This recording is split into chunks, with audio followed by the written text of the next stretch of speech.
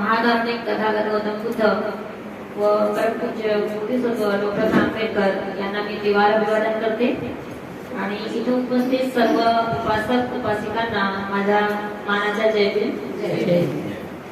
आज या ठिकाणी नवचैतन्य बुद्धविहार खापर्डे कॉलनी संथागार महिला विंग बुद्धिस्ट समाज संघ संथागार महिला विंग यांच्यातर्फे एक छोटेखानी आपण धम्मसंस्कृतीच्या कार्यक्रमाचं आयोजन केलेला आहे.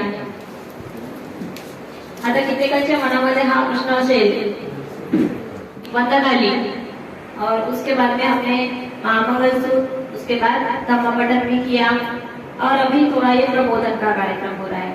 तो संगोष्ठी का मतलब शायद पहले आपको ऐसा लगेगा कि जैसे भक्ति जी हमारे घर में आते हैं या फिर हमारे बिहार में आते हैं और हमको देशना देते हैं, जिसे हम परित देशना बोलते हैं या फिर कोई परित्राण पाठ भी बोलते हैं. तो संगोष्ठी और परित्राण पाठ ये दोनों चीजें थोड़ी अलग अलग है.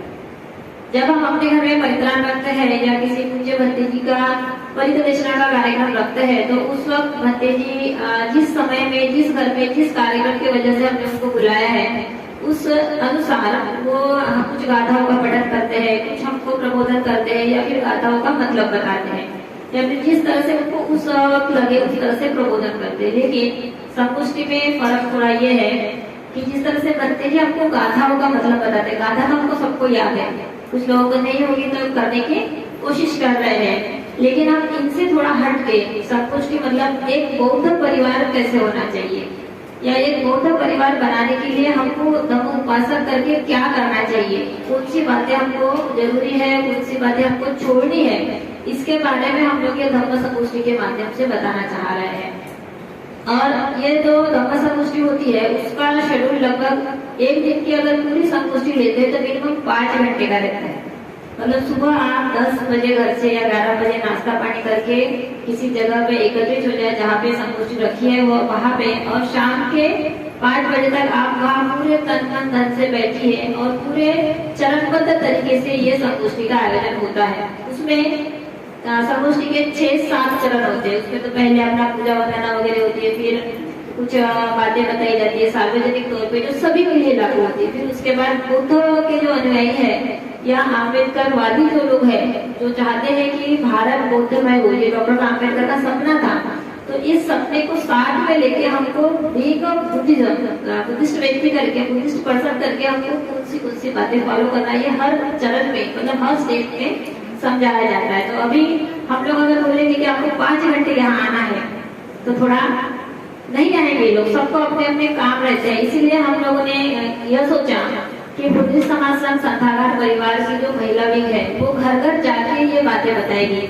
अगर हमने वर्षावास की जो पहली पूर्णिमा थी 3 तारीख की आषाढ़ी पूर्णिमा, उस तारीख से हमने शुरू किया और आखिरी जो पूर्णिमा आएगी वर्षावास की समापन वाली अश्विन पूर्णिमा, तब तक करीब 3 महीने का कालावधि है. इस साल हमको थोड़ा ज्यादा मिल गया, पिछले साल हमको पूरे 90 दिन मिले थे. तो इस दिनों में इन 90 दिनों में हर घर घर जाके धम्म का हमको बताना है.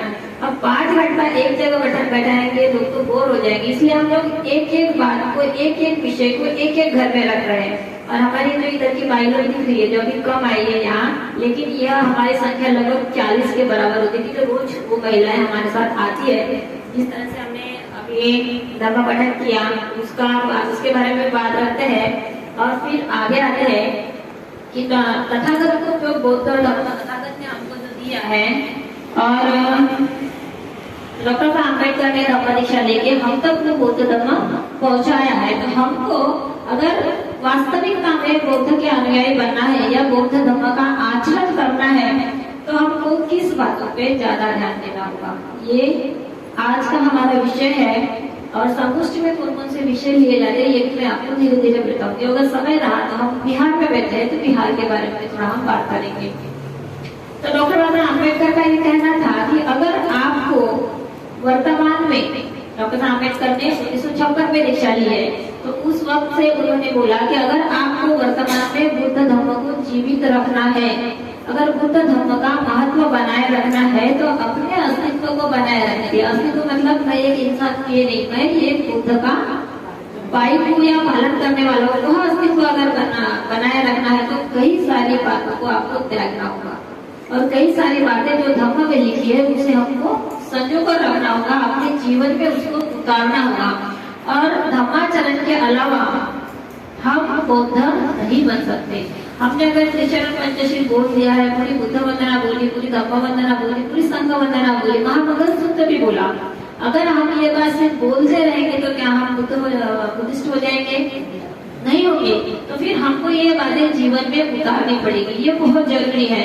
और तथागत का बोलना यही था, और उसे हमारे तक डॉक्टर आम्बेडकर ने भी वही पहुंचाया कि हमारे धम्माचरण के माध्यम से हमको आज के संगोष्ठी में ये जानना है कि हमारे त्योहार कौन से है, हमें कौन से त्योहार से दूर रहना है या नहीं करना है, या हमारा आचरण किस तरह से हो। अब सबसे बड़ी बात यह है कि हमने महिलाओं ने ये संगोष्ठी क्यों चालू की, ये भी बात में आएगी कि महिला ही क्यों आगे आई। पुरुष भी कर सकते हैं, क्योंकि हम लोग ज्यादातर देखते हैं कि जब भी ऐसे प्रबोधन के कार्यक्रम होते हैं स्टेज पे अधिकतर पुरुष होते हैं, बोलने वाली महिलाएं बहुत कम होती है। लेकिन मैं यहाँ तीसरी चौथी बार आई हूँ बोलने के लिए, ये बात अच्छी है। इसके पहले भी कामाटे कॉलोनी में आई थी कार्यक्रम में, तो महिलाओं की संख्या बहुत कम होती है। लेकिन आप अगर थोड़ा सा पीछे क्यों जाए और थोड़ा सोचे, तो डॉक्टर आम्बेडकर ने भी कुछ कहा था महिलाओं के बारे में, कुछ बहुत अच्छी बात कही थी, और वो बहुत अच्छा उनका जाना माना पहचाना हुआ एक स्लोगन बन गया है। क्या बोलते थे डॉक्टर आम्बेडकर? मैं किसी भी समाज की उन्नति उस समाज में महिलाओं की उन्नति से नापता हूँ। बराबर है? याद है क्या? हमारे पिछले साल के 14 अप्रैल की पत्रिका में भी पहले पेज पे वही लाइन लिखी थी, इस साल में वही लाइन लिखी थी। बराबर है सर? बोले सर, वो बात जानबूझ के हमने लिखी थी वहाँ पे कि मैं किसी भी समाज की उन्नति उस समाज में रहने वाली महिलाओं की कितनी उन्नति हुई है उस पर से नापता हूँ। और ये बात डॉक्टर आम्बेडकर ने क्यों कही थी, ये भी बात हमको समझनी पड़ेगी, क्यों कही थी। तो यह बात जो है 20 जुलाई 1942 को अखिल भारतीय दलित महिला परिषद जो हुई थी नागपुर में, उस परिषद में 20,000 से 25,000 महिलाएं सम्मिलित हुई थी। और उसमें उस जमाने में, आज से कितने साल पहले, 1942 की बात है, आज से लगभग 70 साल तो हो गए उसको, 70 साल। तो उस जमाने में भी 20 से 25,000 महिलाएं घर से निकलना मतलब कोई मजाक वाली बात नहीं है। और उस बात से, उस महिलाओं की उपस्थिति से डॉक्टर आम्बेडकर एकदम भाव विभोर हो गए कि मेरे समाज की महिलाएं यहाँ तक आई है, मतलब मेरे समाज की महिलाएं जागरूक हो रही है, बल्कि हो चुकी है। और डॉक्टर आम्बेडकर को भी ये पूरी तरह से उनको विश्वास था कि अगर बौद्ध धर्म को कोई आगे लेके जा सकते हैं तो उसकी बहुत बड़ी जिम्मेदारी हम महिलाओं पर है। इसी बात को हमने ध्यान में रखते हुए एक महिला जिस तरह से अपने बच्चों में बुद्ध के या धम्म के या संघ के विचार या डॉक्टर आम्बेडकर के परिवर्तनवादी विचार जिस तरह से ला सकती है, पुरुषों को थोड़ा समय लगेगा, क्योंकि बच्चे माँ की ज्यादा सुनते हैं, पिताजी को डरते हैं लेकिन सुनते आगे माँ की है। तो ये जो हमको परिवार अपने अपने परिवारों तक धम्म जो पहुँचाना है, तो उसके लिए महिलाओं से बड़ा जिम्मेदार व्यक्ति दूसरा नहीं हो सकता। इसलिए हमने ज्यादातर महिलाओं के कैंप बनाई है। तथागत का बोलना ऐसा था कि जो व्यक्ति शील और सदाचार के अभाव में जीवन जीता है, अब जिस इंसान के पास बुद्ध धर्म की नींव क्या है? शील और सदाचार। बिना शील के या सदाचार के धर्म हो सकता है क्या? अगर किसी ने शील का पालन नहीं किया तो धर्म का अनुयायी हो सकता है क्या? अगर किसी में सदाचार से उसका बर्ताव नहीं हो रहा है तो वो धर्म का अनुयायी नहीं हो सकता। तथागत का बोलना यह भी था कि जिस व्यक्ति में शील और सदाचार नहीं है, वह व्यक्ति एक पत्थर के मूर्ति के अलावा दूसरा कुछ भी नहीं है, वह जीती जाती हुई पत्थर की मूर्ति है, उसमें शील और सदाचार नहीं है। तो ऐसे व्यक्ति में अगर शील और सदाचार नहीं हुआ तो क्या वो हमारा धर्म संभाल पाएगा? नहीं संभाल पाएगा। अगर वो जो खुद धर्म नहीं संभाल पाएगा तो आगे तक कैसे पहुंचाएगा? ये भी बहुत बड़ा सवाल है। इसका सबसे बड़ा कारण ऐसा है कि हमारे बौद्ध धर्म में कोई भी आचार संहिता नहीं है। आचार संहिता का मतलब क्या होता है? अनुशासन, एक नियमावली। जब आपके जिला नगर परिषद का या कोई इलेक्शन होता है तो आचार संहिता लगती है, जहाँ पदाधिकारियों के नाम लिखते हैं, किसी ने उद्घाटन किया है तो उसके ऊपर पेपर चिपका देते हैं। बराबर है कि नहीं? कोई मुखी या कोई कर्मचारी होगा, अपने घर पे कोई झंडा नहीं लगा सकता किसी पार्टी का, ये होती है आचार संहिता। तो ये जो आचार संहिता है, ऐसे बौद्ध धर्म में ऐसी कोई आचार संहिता है क्या? कई तथागत ने ऐसा लिख के दिया है कि तुमको ये नहीं करना है, एकदम स्ट्रिक्टली नहीं किया है, और इसी का हम लोग फायदा उठा रहे हैं। फायदा है बोलेंगे तो नाजायज फायदा उठा रहे हैं। हम अपने सहूलियत से धर्म को बदल रहे हैं, बराबर है। हम लोग ने पंचशील बोला, प्राणी हिंसा नहीं करना, चोरी नहीं करना, झूठ नहीं बोलना, व्यभिचार नहीं करना, सुरा मेरे नहीं करना, है कि नहीं। हम अपने सहूलियत से लेते हैं। मैंने थोड़ी मारा है मुर्गी को, किसी और ने मार के लाया है, मैं छूट गया। अरे मैं तो शराब पीने वाला नहीं था, मेरे दोस्त ने बोल दिया, मैं छूट गया। मतलब हम तथागत ने जो मध्य मार्ग बोला था, जो आर्य अष्टांगिक मार्ग करके बोला था, उसको अपने सहूलियत से बदल रहे।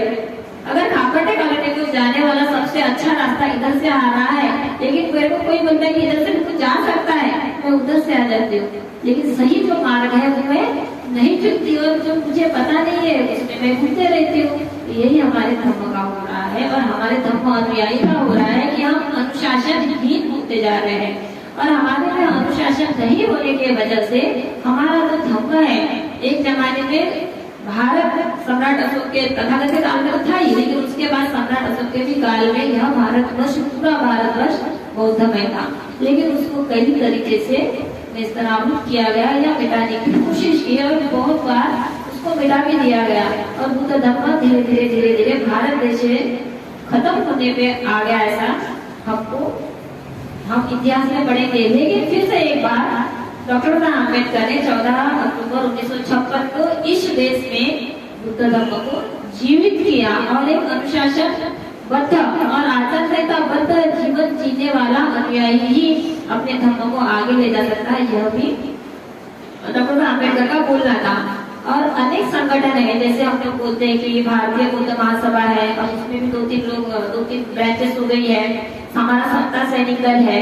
ये जो सब संगठनाएं हैं हमारा, अब इसी कड़ी में ये सब लोग एक अच्छा बुद्ध की आचार संहिता हो, इस पर काम कर रहे हैं। और इसी की श्रृंखला में आज आपके सामने बुद्ध समाज संघ की महिला भी यही बात रखने के लिए आई है कि हमको धर्म का पालन किस तरह से करना चाहिए। और ये घर घर जाके हम हमारी तरफ से कोशिश कर रहे हैं कि हम बता सके। अगर हमारे यहाँ 25 या 50 लोग हैं, उसमें से एक का भी मन परिवर्तन हो गया ना, तो हमारे यहाँ आने का, बाकी के उन 50 लोगों को छोड़ दो, सिर्फ एक भी अगर आप उसका मन परिवर्तन करने में सफल हो गए, तो मुझे लगता है कि ये धम्म संगोष्ठी आयोजन करने का एक कुशल कर्म हमारे हाथ से हो रहा है, ऐसा मेरा मानना है। डॉक्टर साहब अम्बेडकर ने ये भी कहा था कि जो अपना इतिहास भूल जाते हैं वो, तो हमको भी फिर से एक बार पीछे जाना पड़ेगा कि बुद्ध के समय में क्या होता था, डॉक्टर साहब अम्बेडकर ने क्या कहा था, ये बातें हमको भूलनी नहीं है। हम बोल तो बहुत जोर से नारा लगाते थे, स्टेज पर जब भाषण देने वाले लोग खड़े होते हैं बहुत ही ताव से ये वाक्य बोलते हैं, लेकिन इतने ताव से बोलने से अच्छा उस पर हमको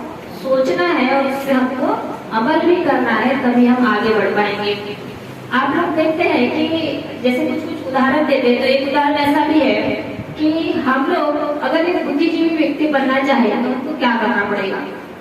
अब बहुत सारे लोग ऐसे हैं कि जो अपने शरीर पे बहुत ध्यान देते हैं, हमारा शरीर अच्छा होना चाहिए, बिल्कुल तंदुरुस्त होना चाहिए, अपनी शक्ति के लिए ध्यान देते हैं, लेकिन बुद्धि की ओर ध्यान देने वाला समाज बहुत कम है, बहुत कम है। हमारे समाज में बहुत बुद्धिजीवी वर्ग है, इसमें कोई दो राय नहीं है, फिर भी अपने बुद्धि की तरफ ध्यान देने वाला या उसको दिन ब दिन बढ़ाने की कोशिश करने वाले लोग बहुत कम है। और यही बात हमारे धर्म के खिलाफ जा रही है। अगर हम में से कोई 4 किताबें पढ़ भी लेता है, दूसरे की बातें सुनने के उसकी इच्छा नहीं रहती। सबसे बड़ी बात ये है कि हमने अगर बुद्ध एंड धम्म पढ़ लिया और आज अगर यहाँ से पढ़ रहा है तो पीछे वाला बच्चा बोलेगा ये तो मैंने पढ़ लिया था।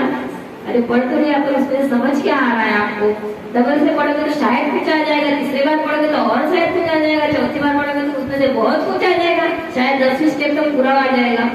तो रिपीटेशन भी होना बहुत जरूरी है। इसलिए कोई भी मन में ये शंका ना रखे कि ये तो मैंने पहले सुन लिया था या ये तो मैंने पहले पढ़ लिया था। कोई भी इंसान मरते दम तक भी जितनी चाहे उतनी किताबें पढ़ेगा, फिर भी 100% एक्यूरेट नहीं हो सकता। इसीलिए सीखने की चाह हर बुद्धिजीवी में, बुद्धिजीवी मतलब बुद्ध के अनुयायी में होना बहुत जरूरी है। हम देखते हैं, और डॉक्टर अम्बेडकर ने बहिष्कृत भारत में उन्होंने एक पेपर में लिखा था कि भूखमरी कम होने से हमारा शारीरिक पोषण कम हो जाता है। आप देखते हैं कि जो ऑल न्यूट्रिशन लोग होते हैं, आंगनबाड़ी वगैरह, आप देखते हैं जिसको क्या बोलते हैं भारत में कुपोषित वाले जो बच्चे होते हैं कि सही ढंग से खाना नहीं मिलने की वजह से वो कमजोर हो जाते हैं, कुछ दिनों बाद शायद किसी का गलत भी हो जाता है या फिर देहावसान भी हो जाता है। अम्बेडकर ने ये लिखा है, बुद्धिजीवी व्यक्ति है वो, ये जो भूख परीक्षा करने वाले जो लोग है ना, उनसे भी ज्यादा गलत परिस्थिति में जीवन जीता है, क्योंकि अगर उसकी खुद की बुद्धि नहीं रहेगी तो वो गुलामी के अलावा दूसरा कुछ भी नहीं कर सकता। अभी हमारे आजू बाजू में ऐसे बुद्धिजीवी गुलाम बहुत दिखते है कि नहीं है? कहीं कुछ भी हो रहा है उटपटांग हरकत, लेकिन कोई भी आवाज उठाने के लिए तैयार नहीं है। ये बुद्धिजीवी मरे हुए लोगों की पहचान होती जा रही है, मतलब हम गुलाम बनते जा रहे हैं। तो इसके लिए भी डॉक्टर अम्बेडकर ने ये वाक्य उन्होंने लिखा था 15 फरवरी 1977। तारीख इसलिए बता रही हूँ कि मैंने अभी ऊपर एक वाक्य है कि हमको हमारा इतिहास भूलना नहीं चाहिए, तो ये हमारे इतिहास के पन्नों में लिखा है। अम्बेडकर ने ये लिखा है कि आपको बुद्धिहीन होके नहीं रहना है, आपको तर्क करना है, आपको उसके तर्क के अनुसार क्या अच्छा है क्या बुरा अच्छा है ये लेने की समझ अगर हमारे में आई तो ही हम आगे बढ़ सकते हैं। और दूसरा डॉक्टर अम्बेडकर ने ये भी कहा था कि जो समाज मतलब हम खुद ही समाज बोलेंगे, और जो संस्थाएं खुद रन कर रही है या कोई भी सोसाइटी चला रही है धर्म से जुड़ी हुई, अगर वो समय समय पे अपने में परिवर्तन नहीं लाती है तो हमारा आगे बढ़ना मुमकिन नहीं है। हमको परिवर्तनशील होना चाहिए। अगर हम अपने में परिवर्तनशील नहीं रहेंगे तो शायद हम आगे नहीं बढ़ पाएंगे और धर्म को आगे भी नहीं बढ़ा पाएंगे। ये भी तथा हमको डॉक्टर अम्बेडकर ने कहा था। हमको आज के तारीख में अब ये देखते हैं कि अभी हमने बुद्ध धर्म पढ़ा 20 साल की धम्म दीक्षा, तो अगर हमको ये जो ग्रंथ है बुद्ध और उनका धर्म, इनके अनुसार धर्म का आचरण करना है या इनके अनुसार हमको धर्म को मानना है या अपनाना है, तो हमको क्या करना चाहिए? क्या करना चाहिए? अभी 20 साल की दीक्षा तक आ गए, मतलब दूसरा खंड हो गया है ना, दूसरे खंड पे आ गए। क्या करना चाहिए? अगर बुद्ध और उनके धर्म के अनुसार के आधार पर हमको बुद्ध धर्म मानना है और अपनाना है तो क्या करेंगे? सबसे पहले तो हमको बुद्ध धर्म समझ में आ रहा है, अभी पूरी तरह से नहीं आया है। हमको सबसे पहले बुद्ध धर्म को समझना है और वो समझने के बाद उसको अपने खुद के, सबसे पहले खुद के जो हमारा रूटीन है, हमारे खुद की जो जीवन है उसमें हमको उतारना है। अब अगर हम देखते हैं तो कोई भी एक मनुष्य ले लीजिए, मैं खुद, अगर मैं खुद अपना उदाहरण लूं तो कोई भी मनुष्य इस पृथ्वी पर जो भी मनुष्य है उनके स्वभावतः 4 गुण होते हैं। किस तरह से? स्वभावतः किसी भी मनुष्य को हम गुण देखते हैं तो उसके कौन कौन से गुण होते हैं? कोई लोग बहुत इमोशनल होते हैं, है ना, उसको बोलते हैं भावनिक लोग। उसको कोई भी बात एकदम से बता दो तो एकदम सच मान लेते हैं, दिल पे ले लेना बोलते हैं उसको। सच क्या है झूठ क्या है वो बाद में, लेकिन एकदम समझ लेते हैं उसको कि हाँ ये ऐसा है, वो होते हैं भावनिक तौर पे लोग। और दूसरे हैं बौद्धिक लोग, जो दिमाग से सोचते हैं अरे हाँ वैश्य ने मैडम ने ऐसा कहा था ना, तो क्या ऐसा हो सकता है क्या, सोचेंगे, उसके ऊपर तर्क करेंगे और फिर आगे बढ़ेंगे। और तीसरा होता है अंतर्मुखी होना। ये अंतर्मुखी होना भी बहुत अच्छा गुण है, जो सुन भी लेते हैं, भावना से समझ भी लेते हैं, लेकिन फिर उसको खुद के इसमें ढालते हैं और खुद के मन से उसको पूरी तरह से उसको दबदब कर देखते हैं कि क्या ये सही हो रहा है नहीं हो रहा है, और उसके बाद उसको मानते हैं। और तीसरा होता है, चौथा होता है बहिर्मुखता। बहिर्मुखता मतलब तो बाहरी तौर पे हम लोग बौद्ध देखते हैं या अपने गुणों का इस्तेमाल करके बाहरी तौर पे आज हम बहुत ज्यादा बौद्ध बन गए हैं। डॉक्टर अम्बेडकर ने हमको जो आरक्षण दिया है उसके ऊपर हम लोग ने शिक्षा भी ले ली है, पढ़ाई भी ले ली है, नौकरियां भी मिल गई, आज हमारे पास गाड़ी भी है, बंगला भी है, घर भी है, सब जगह लगा है।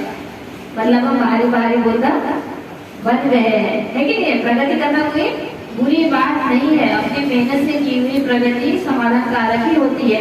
ये जो मनुष्य के 4 गुण हैं, इन चारों गुणों को मिलाकर अगर हम सोचें कि धर्म क्या है और हमको किस तरह से चलना है, तो हम बहुत जल्दी खुद बौद्ध बन सकते हैं। हमको खुद को ही बौद्ध बनाना है, बाकी वालों को बाद में बताएंगे हम लोग। हमको खुद को ही बौद्ध बनाना है। तो जो पहला जो मैंने बताया है अभी, तो ये जो हमारे गुण है, मनुष्य के जो गुण है, ये गुण के लिए हमको 5 धम्म इंद्रिय बताया है। बता करते कौन कौन से है वो आप लोग को, बहुत लोगों को पता होगा ये बात। कौन से 5 गुण बताए हैं धम्म के? एक है श्रद्धा, पता है? दूसरा है वीर्य, तीसरा है स्मृति, चौथा है साधना और सबसे आखिरी वाला है प्रज्ञा। 5 जो हमारे धम्म के गुण है, ये हमारे 4 स्वभाव के गुण और ये 5 धम्म के गुण, इनको साथ में मिलाकर हम अगर आगे बढ़ते हैं तो जरूरी हम धम्मवान व्यक्ति बन सकते हैं। तो सबसे पहला है कि भावनात्मक रूप से बौद्ध होना। क्या होगा भावनात्मक रूप से बौद्ध होना? तो भावनात्मक रूप से बौद्ध होना मतलब क्या? आपने देखा है अगर किसी मंदिर के सामने से आप जा रहे हैं और वहाँ घंटी बजती है आरती की, तो बाजू से अगर कोई उस धर्म को मानने वाला, उस भगवान को मानने वाला जाता है तो क्या करता है? करता है? हम करते हैं क्या? जाओ जरा तो छूते वंदना बंद कर देते हैं कि नहीं? इसी तो फैक्ट ऐसा होता है। लेकिन जो मैं किसी भगवान का नाम नहीं लूंगी, लेकिन वो भगवान को मानने वाला व्यक्ति अगर उस मंदिर के सामने से जा रहा है, वहाँ पूजा अर्चा हो रही है, वहाँ महाप्रसाद वितरण हो रहा है या घंटी में बजी, तो वहाँ 2 मिनट रुक के अपना सर झुकाता है। ये होती है श्रद्धा। हम लोगों में है? नहीं है, होनी चाहिए। अगर टाइम है, ऐसे गिने चुने थोड़े कम लोग हैं, इसीलिए बोलते कि हम सबको अपने से ही शुरुआत करनी है, मुझे भी अपने से शुरुआत करनी है। तो भावनात्मक तौर से हमको सबसे पहले बौद्ध बनना पड़ेगा और उसके लिए अभी जो 5 गुण बताए धम्म के, उसमें से श्रद्धा गुण हमें आना बहुत जरूरी है। जिस तरह से हम अपने माता पिता पे श्रद्धा रखते हैं, छोटे होते बड़े बड़े होते धीरे धीरे शायद कम हो जाती है, ऐसे मुझे लगता है कुछ परिस्थिति देखो तो जब स्कूल में जाते हैं तो हमारे गुरुजनों पे हमारी श्रद्धा होती है, नहीं मेरे टीचर ने जो बताया वो बराबर है, होता है कि नहीं होता? अगर मम्मी पापा उसका जवाब सही बताएंगे तो वो मम्मी पापा को बोल देंगे कि नहीं आप गलत बता रहे हो, टीचर ने बराबर बता रहा है कि नहीं? ये उसके गुरु के प्रति उसकी श्रद्धा है। उसी प्रकार से श्रद्धा हमारे धर्म के ऊपर भी होनी चाहिए। और जब तक ये श्रद्धा हमारे मन में नहीं आती तब तक हम भावनिक तौर पे बुद्धिस्ट नहीं बन सकते। ये बहुत जरूरी है और ये श्रद्धा शुद्ध होनी चाहिए। शुद्ध मतलब मैंने आज यहाँ आप लोगों ने जैसे पुष्प अर्पण किए या मेणबत्ती प्रज्वलित की, ये श्रद्धा है, ये आपने एक विश्वास के साथ किया, इससे आपको बहुत कुछ मिलने वाला है या एकदम शांति शांति हो जाएगी, ऐसे बात नहीं है। इसमें कोई अंधविश्वास नहीं है। ये जो श्रद्धा है ये विश्वास पूर्ण होनी चाहिए और अंधश्रद्धा से मुक्त होनी चाहिए। लेकिन श्रद्धा को अंधश्रद्धा में बदलते ज्यादा देर नहीं लगता, इसीलिए श्रद्धा को श्रद्धा ही रखना है, हमको उसको अंधश्रद्धा नहीं करना है। तो ये हो गया हमारा श्रद्धा का अर्थ, जो कि भावनिक बुद्ध है। दूसरा बोले थे मैंने कि बौद्धिक स्तर। अब हमारा जो बौद्धिक स्तर है, पहले मैंने बताया कि किसी ने कुछ बोला इसलिए मानो, ऐसा तो कभी तथागत ने कहना है, कहीं भी बोला नहीं है। तथागत खुद ही कहते अभी हमने बुद्धा वचना की यही पशी को अपनाए को बच्चा वेदी तक को विजुते, उसमें क्या बोला है? आओ देखो मुझे जांचो परखो, उसके बाद अगर आपको लगता है तो अपनाओ। ये बुद्ध कहते हैं, ये बुद्ध कहते हैं कि किसी के भी बातों को आप उनके मत मानो, आपको खरा है या खोटा है उसके कसौटी पे उसको परखना है। और आपको अच्छा लगता है, सच्चा लगता है तो ही आपको धम्म के मार्ग में आगे बढ़ना है। पहले ही लेके हम तो बोलते, उसके बाद पूरी वंदना बोलते कि नहीं बोलते? तो ये बुद्ध ने बताया है कि अपने बुद्धिक तर्क का इस्तेमाल करो। और यह आता है हमारे पास में बताई स्मृति का मतलब अपने होशो-हवास में रह के इस किसी भी बात को अपने को उसको जांच पड़ताल करना है। और तीसरा है अंतर्विमुक्ता। अंतर्विमुक्ता में क्या आता है कि हम बहुत सारे लोग साधना करते हैं। साधना मतलब ना और विपस्सना दोनों में थोड़ा फर्क है। साधना मतलब किसी चीज को जो पाने की ये होती है, उसके लिए कई तरह से साधना की जाती है, बराबर? किसी बच्चे को एग्जाम में पास होना है तो उस तरीके से पढ़ाई करेगा, वो भी उसकी एक साधना है। किसी को 80%, 90%, 99% लाना है तो उसके लिए वो जो मेहनत करेगा वो भी एक साधना है। तो हमारे ये धम्म को पालन करने में भी साधना है। अगर मैंने ठान लिया कि मुझे पंचशील में से कोई भी शील नहीं तोड़ना है और मैं उस तरह से चल रही हूँ तो वो मेरी साधना है। मतलब अगर हमको धम्म को समझना है, उसको अपने आप में लाना है, तो हमको अंतर्मुख के मतलब पूरे मन से गहराई तक, अंतर्मुख का मतलब हमारे दिल के गहराई से बोलते हैं ना हम लोग, उस तरह का उस शब्द का अर्थ होता है। तो उस तरह के लेवल पे जाके हमको सोचना पड़ेगा और उस तरह से हमको उस मार्ग पर चलने के लिए एक तप के जैसे हमको करना पड़ेगा। अगर मैंने बोल दिया कि मैं झूठ नहीं बोलूंगा तो चाहे कुछ भी हो जाए मैं झूठ नहीं बोलूंगा, वो ये साधना का रूप है। और यह साधना जो है, तो मैंने ऊपर बताया था स्मृति और साधना, ये साधना का अर्थ है अंतर्मुखता। और चौथा बताया था मैंने बहिर्मुखता। बहिर्मुखता मतलब मैंने बोला है कि भौतिक तौर पे हमने अपना विकास कर लिया है। आज हमने सफेद कपड़े पहन लिए, भौतिक तौर पे हम लोग बौद्ध बन गए। आज हमने गले के मंगलसूत्र निकाल के फोड़ दिए, फेंके मतलब रख दिए, हम बाहरी तरफ से बौद्ध बन गए। ऐसे कई सारी जो निशानियां थी जो हमारे बुद्ध के बनने के लिए, दिखने के लिए अड़चन आ रही थी, तो उसको हमने निकाल के फेंक दिया है या बाजू में कर दिया है, उसको छोड़ दिया है, उसका त्याग हमने कर दिया है। इस तरह से हम बाहरी बौद्ध बन गए। मैंने पहले ही बताया है कि हमको जो आरक्षण मिला है या लोगों ने अपने भी दम पे बोलो आर्थिक तौर पे अपनी शिक्षा पहले ग्रहण करी, शिक्षा से अपना आर्थिक स्तर ऊंचा कर दिया। आज हमारे पास सब तरह के सुख सुविधाएं उपलब्ध है, लेकिन आज हम धर्म के प्रति उदासीन होते जा रहे हैं। डॉक्टर बाबा साहब आम्बेडकर की दीक्षा देने के बाद जो माहौल बना था, उस वक्त हमारे समाज में इतने ज्यादा पढ़े लिखे लोग नहीं थे। मुश्किल से गांव 5 गांव में 1 7वीं 8वीं 10वीं मिल गया तो बहुत है, उससे ज्यादा पढ़े लिखे लोग ढूंढने से नहीं मिलते होंगे, मुझे तो ऐसा लगता है। क्योंकि उसके बाद ही ज्यादातर पढ़ाई का सिलसिला वगैरह चालू हुआ है। तो मतलब वेल क्वालिफिकेशन जिसको बोलेंगे, ग्रेजुएट पोस्ट ग्रेजुएट बच्चे तभी आ रहे हैं, गिने चुने बच्चे पहले भी थे। लेकिन इतने जैसे आज हर गली में एक इंजीनियर एक डॉक्टर मिल जाता है, ऐसा था क्या?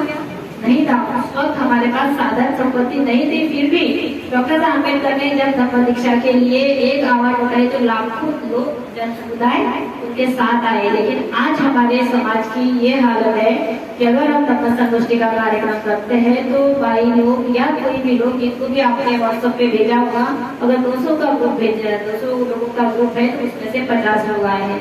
लेकिन जो आए हैं वो सही में धर्म को जानना चाहते हैं या मानना चाहते हैं। तो सभी यहाँ उपस्थित लोगों के लिए फिर से मैं एक बार आपको साधुवाद देना चाहूंगी कि आप सच में कि आप यहाँ तक आए, आपका समय निकाल के, ये बहुत बड़ी बात है। और इसी तरह से हमारी जो बहिर्मुखता मतलब जिस तरह से हम सक्रिय है ये सब चीजों में, उसी तरह से एकदम तो समाज के लिए अगर हम जिस तरह से भी समाज के हम लोग काम आ सकते हैं या इस धर्म को आगे लेके जाने के लिए जिस तरह से हम काम आ सकते हैं, तो खुल के उसका साथ दो।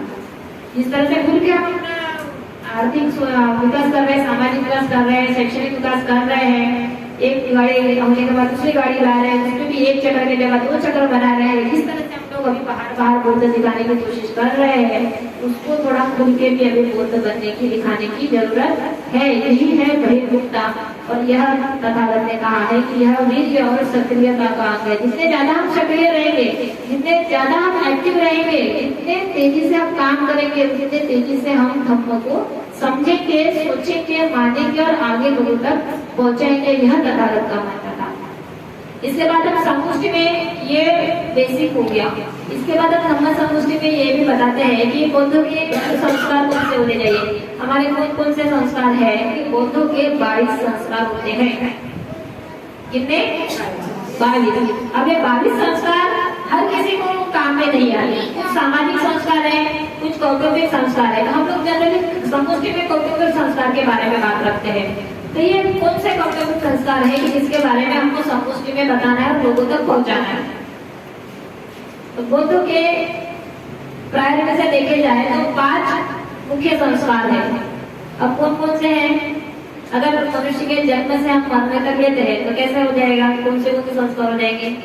सबसे पहले तो जब पेट में रहता है गर्भ मंगल संस्कार कैसे करते हैं हम लोग? उसी का मतलब ये है कि आप भी बोलो मैं भी बोलूंगी। सिर्फ ये नहीं कि मैं बोलो आप सुनो, वो भाषण हो गया। आपको भी बोलना है, दोनों तरह से विचारों का आदान प्रदान हो जाएगा, वो है संगोष्ठी।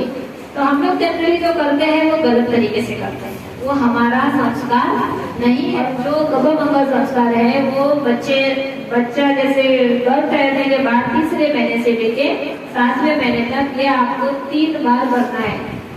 मतलब आपके घर में अगर कोई गर्भवती महिला है, बहू है, बेटी है, तो वह संस्कार डिलीवरी होते तक मतलब 3रे महीने से लेके 7वें महीने तक आपको 3 बार आप कर सकते हैं। उसमें कैसे करना है वो हम बाद में डिटेल में बताएंगे, अभी मैं सिंपल पर बता रही हूँ। दूसरा है कि बच्चा का जन्म हो गया, उसके बाद नाम रखते हैं, है ना।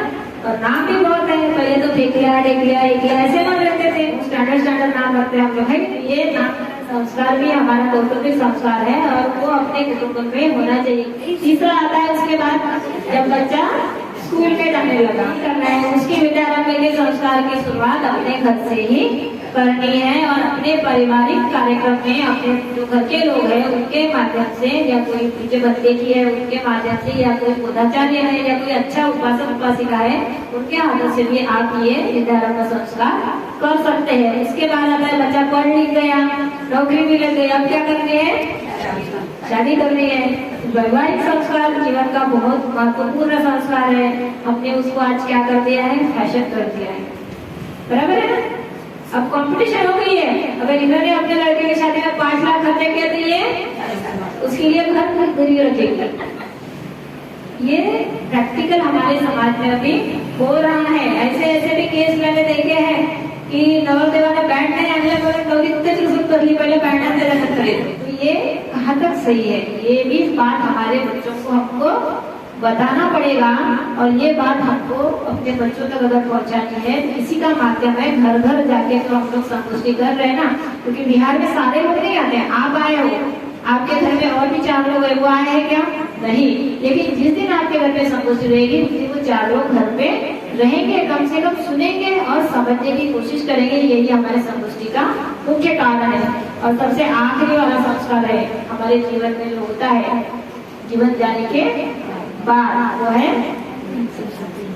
मृतक संस्कार या फिर अंतिम संस्कार जिसको हम बोलते हैं। तो इसमें भी कई तरह की प्रथाएं हमारे समाज में अभी तक चली आ रही है, बहुत सारी। तो आप जैसे जो धम्म उपासक उपासिकाएं हैं या जो धम्म को मानते हैं, तो ऐसे लोगों ने इस घर में मृत्यु होती है तो बेसिकली मृत्यु संस्कार कैसे किया जाता है या फिर अंतिम संस्कार कैसे किया जाता है, तो आप लोगों ने उनको प्रबोधित करना चाहिए या उनके बारे में बताना चाहिए कि ये बात नहीं करनी है, हल्दी नहीं लगानी है, या किसी का पति मर गया तो उसके गले का नोक तो बहुत सारी महिला पहनती नहीं, लेकिन वो भी बातें अभी होती है, जो चूड़ी पहनने वाली नहीं होती उसको भी पहनाते और फिर बोलने लगा। पहले अगर उनको बता दिया जाए तो शायद ये बात रुक सकती है। तो ये सारी चीजें भी हमको बताना है। उसमें फिर जाते समय पहले पैसे फेंकते थे, फिर कोई लाई फेंकता था, ये बात अभी बहुत कम हो गई है, लेकिन धीरे धीरे अभी इसमें भी थोड़ा सा प्रचार की अपने को जरूरत है। तो ये संगोष्ठी के माध्यम से हम कोशिश करते हैं कि ये पहुंचाए। उसके बाद आते हैं हमारे प्रमुख त्योहार कौन से है, बुद्ध जयंती। बुद्ध जयंती तो अपने को बहुत अच्छे से पता है ना। उसके बाद 14 अक्टूबर भी है और अशोका विजयादशमी धम्मचक्र प्रवर्तन दिन है ना। उसके बाद साढ़े से हमारा त्योहार नहीं है, उनके भी वो त्योहार नहीं है, वो हमारे लिए दुख का दिन है कि नहीं। अगर हमारे घर में किसी की मृत्यु हो जाती है तो हम उसको त्योहार मनाते हैं क्या, नहीं मनाते। वो हमारे लिए हमारा त्योहार नहीं है, वो हमारे लिए दुख का दिवस है, शोक का दिवस है, उसको अलग ढंग से मनाना चाहिए। और एक हमारी आषाढ़ी पूर्णिमा भी है, जिस वक्त वर्षावास का कालावधि चालू होता है और जिस दिन समापन होता है वो अश्विन पूर्णिमा। तो ये भी हमारे धर्म में मायने रखती है और इनके बारे में भी हमको इनको मनाना चाहिए। ज्यादा बड़े पैमाने पे नहीं, लेकिन जहाँ जहाँ बुद्ध विहार है या फिर जहाँ जहाँ अपने ग्रुप रहते हैं तो वहाँ अपन क्लस्टर करके भी ऐसे थोड़े इसमें भी मना सकते हैं। लेकिन 14 अप्रैल और बुद्ध जयंती बहुत बड़े पैमाने पे हर जगह बनती है देश विदेशों में, इसलिए हम लोग जल्दी याद आते तो बाकी चीजों को भी अपने को मानना है और अपने घर में कम से कम सेलिब्रेट करना है, क्योंकि अपने बच्चों को वो पता होना चाहिए। इस तरह से हमारा पूरा संगोष्ठी का एक प्रारूप रहता है। और मेरा आज का विषय था, आप सबने मेरी बात यहाँ बहुत ही ध्यानपूर्वक सुनी है और समझने की कोशिश की है। तो मैं यहाँ पे आप सबको साधुवाद देती हूँ और मेरी अपनी वाणी को यही विराम देती हूँ।